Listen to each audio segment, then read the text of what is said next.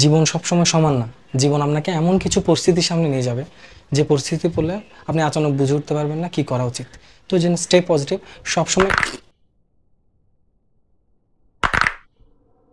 Stay positive, সবসময় positive থাকতে হবে। এরকম আচানক পরিস্থিতিগুলোতে ট্যাকল করতে জানতে হবে কীভাবে পরিস্থিতি সামনে নিতে হয়।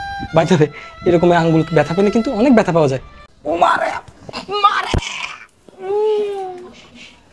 মারে।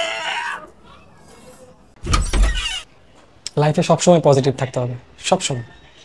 লিফট বন্ধ ছিল, 14 তলা একেবারে হেঁটে হেঁটে আসছি, অনেক ক্লান্ত লাগতেছে, একটু রেস্ট করবো। আবির ফ্যানটা দাও তো। সকাল থেকে তো কারেন্ট কোনো সমস্যা নাই, স্টে পজিটিভ, সবসময় স্টে পজিটিভ। লাইফে সবসময় ঠান্ডা মাথায় সবকিছু সমস্যার মোকাবেলা করতে হবে, সবসময় পজিটিভ থাকতে হবে, ঠিক আছে?